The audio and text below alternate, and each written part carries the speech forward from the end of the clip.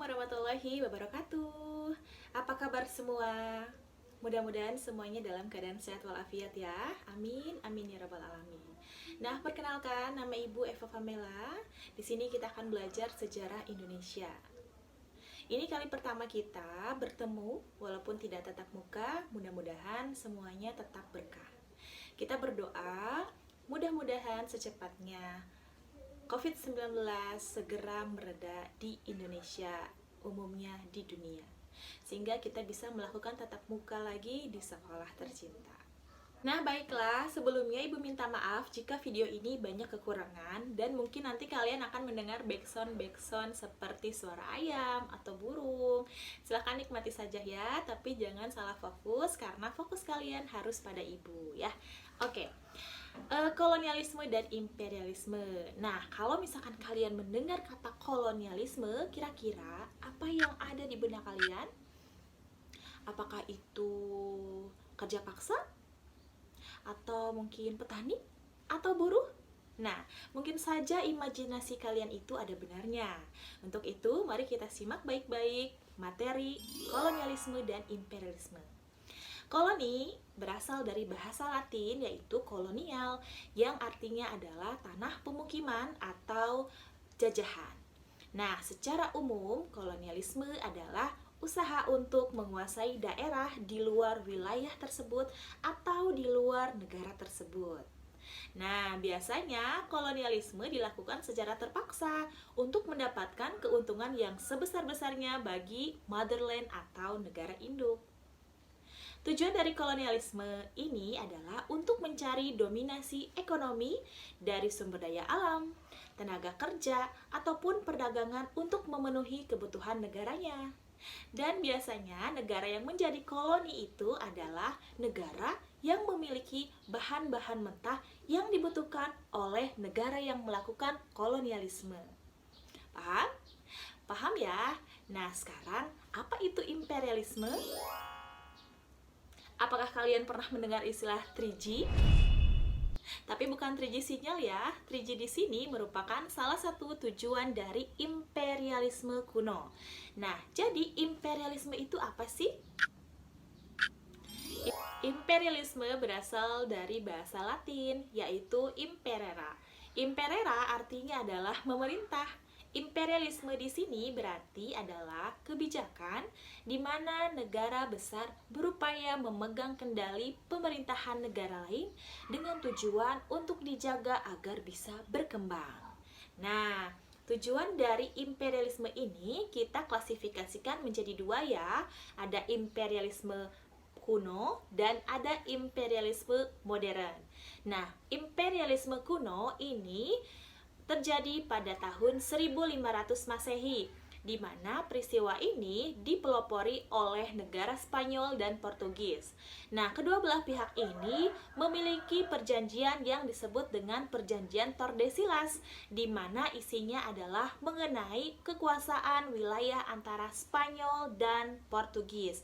Nah, perjanjian ini disepakati pada tanggal 7 Juni 1494 dan disahkan oleh Spanyol pada tanggal 2 Juli 1494, sedangkan disahkan oleh Portugis pada tanggal 5 September 1494. Lalu perjanjian ini berlangsung sampai dengan 13 Januari tahun 1750. Nah, adapun tujuan dari imperialisme kuno ini adalah 3G. 3G di sini adalah gold, glory, dan gospel. Gold adalah mencari kekayaan, glory adalah mencari kejayaan, dan gospel adalah menyebarkan agama Nasrani. Nah, bagaimana dengan tujuan imperialisme modern? Imperialisme modern ini terjadi sekitar abad 15 Masehi. Nah, ini muncul karena terjadinya revolusi industri yang pertama kali di Inggris dan kemudian menyebar ke beberapa wilayah yang lainnya. Kemajuan industri ini menyebabkan pemenuhan kebutuhan bahan mentah dan pasar begitu meluas, sehingga negara penjajah maksudnya mencari negara jajahan yang dapat memenuhi kebutuhan ekonomi dan kemajuan industrinya. Oleh karena itu, tujuan inti dari imperialisme modern ini adalah kebutuhan ekonomi. Nah, baik, setelah kalian memahami apa itu kolonialisme dan imperialisme, sekarang Ibu akan menjelaskan mengenai latar belakang mengapa bangsa Eropa datang ke Indonesia. Coba cek gambar di samping ini ya. Nah, tahu kan semuanya gambar apa itu? Ibu yakin semuanya tahu, apalagi yang suka ke dapur bantu ibu kalian ya. Nah, ini merupakan gambar rempah-rempah. Dan ternyata rempah-rempah ini menjadi komoditas yang menyebabkan bangsa-bangsa Eropa datang ke Indonesia loh. Mengapa demikian ya? Nah, tujuan awal datangnya bangsa-bangsa Eropa ke Asia dan Afrika ini sebenarnya tidak dilatar belakangi oleh ambisi untuk menguasai wilayah. Karena mereka biasa melakukan aktivitas perdagangan dengan membeli rempah-rempah pada pedagang Arab, Cina, ataupun India.